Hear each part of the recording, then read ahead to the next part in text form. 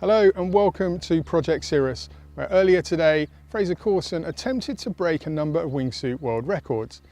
The original plan was to bring to you a Facebook Live that documented all of the events for this morning and what transpired over the ensuing hours. As is always the case with these types of events, it wasn't ever going to be a true live broadcast. For example, we had to put point of view cameras over the plane, and a plane looking to get up to 37,500 feet presents a degree of difficulty in streaming live footage back. Shortly after 7 o'clock this morning, it became apparent that things really weren't going in our favour today. So we're going to take you through the events as they unfolded. The good news, I should say, is Fraser is safe and sound, all is well. But this is what happened earlier today. It was an early start for Fraser this morning. About 3:30, he left the hotel, made the short journey across to Skydance skydiving here in Davis, California. He met up with his longtime mentor and jump master, Tad Smith. Around about 5:15 a.m. this morning, he went into what's called pre-breathing, where he's breathing pure oxygen, sat on the plane, and he was doing that for about approximately an hour before the plane set off to depart. And this is where our first challenge was encountered, as the first attempt at takeoff was actually aborted. As is the case with all of these events, safety is paramount. And one of the reasons Fraser put together the team he has is to make sure he had the right experts in the plane flying to the right support experts, making sure his equipment, his helmet, his flight suit, the oxygen units that he was using. He wanted to have the very best minds supporting his attempts to break the world records. As you'll see now from the following pictures, our pilot this morning, he wasn't happy with the first takeoff, so he brought the plane back. We're going to go to James Hayhurst, who's actually the official adjudicator here today, but he's a veteran pilot of some 40 years, having flown both military and commercial planes. He explained what possibly happened this morning. It's always speculation when you're on the ground, imagining or trying to guess what happened inside the aircraft. But as an aircraft commander, my guess is the pilot, he apparently reported there was unusual vibration on takeoff, a really resonating landing gear. So he chose to stop the aircraft, come back in, and he asked us to check the tire pressure and inspect the landing gear. And everything was fine. The pressures were normal, the landing gear looked normal. If I had to guess, the aircraft was lightly loaded today. So the weight on the wheels was light. And when you have landing gear that are actually not fully impressed into the ground, like when you have a heavy normal takeoff, it's more likely that's the moment when landing gear are going to vibrate. And that may have been what happened. So they successfully took off at the second attempt, and they embarked on their hour-long ascent up to their target altitude. We're going to bring you some comments that we had from the owner here, Ray Farrell, who's a veteran pilot, and he's going to talk us through the challenges of getting these single-engine planes up to our target altitude of 37,500 feet. The higher you go with these type of airplanes, the rarefied air, the thinner the air gets.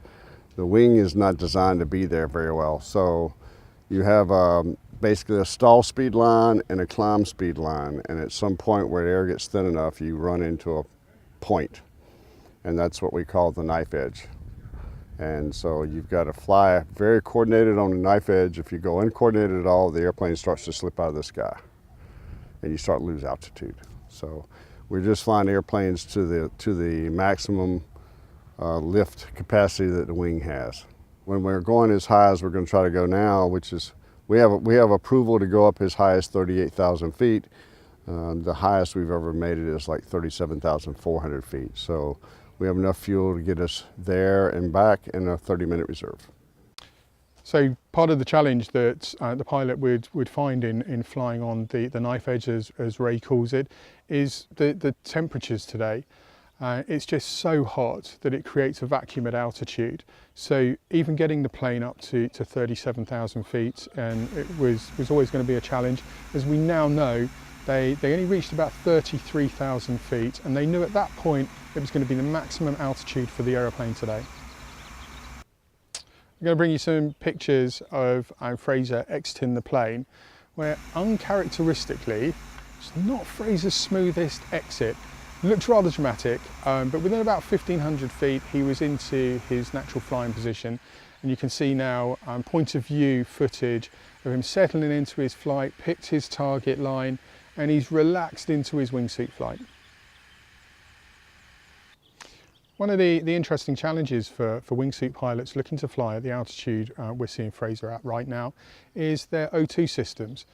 We caught up earlier with Tad Smith, who's Fraser's jump master, and he's regarded as the industry expert for O2. He's going to talk to you about the challenges faced with using O2 systems. The challenges that you would add to the wingsuit flight by adding oxygen are adding a mask on your face, adding the hoses, adding the bottles, and all of that other stuff, which is going to make you a little bit asymmetrical in flight. Plus just the requirement for having oxygen. If he loses oxygen, it's like one of those things about fish don't notice the water.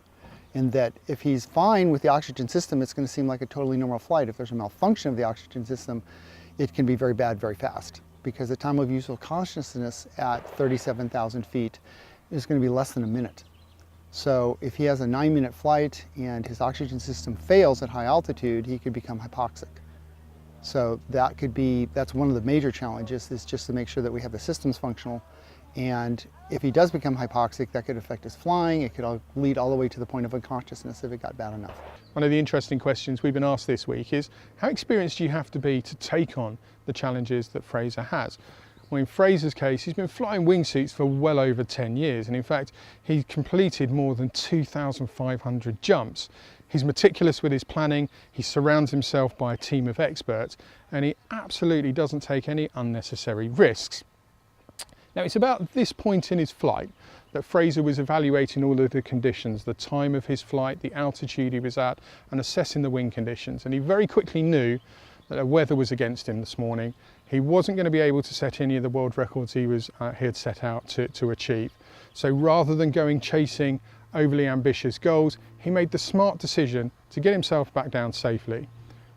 We're going to talk to Fraser now. He's going to take you through his flight and the decisions that he made. Got to altitude, we were targeting 37,000 feet. We left half an hour later because of the delays due to engineering, and we effectively only got 33,000 feet, so the heat has killed us. So at that point, it was always going to be very, very tough to get any records, which is really frustrating. But the weather's the one thing, as I said all along, we can't control. So I got out, flew the suit, and unfortunately, no records I knew pretty much straight away because we had no winds. There was no upper winds, and for the distance and speed records, it was always critical that we got those winds. So the weather's the one thing we could never control. Everything else has gone well, the oxygen systems all worked perfectly. I landed safely, the crash chase team found me, recovered. I'm here, all safe and sound. So now we look at Canada. Canada's having the reverse issue at the moment. The weather there is lots of cloud and rain. So what we could have done is cooler weather here and sunny weather up in Canada. But the weather is the one thing none of us can control. So it's not been the ending to the day that we would have hoped, but the most important thing is Fraser is down safe and the planning is already underway for London, Ontario, where in a little over a week's time, hopefully Fraser will have another shot at the altitude world record. Planning's already underway, but for now, thanks very much. That's Project CIRRUS, Davis, California, wrapped.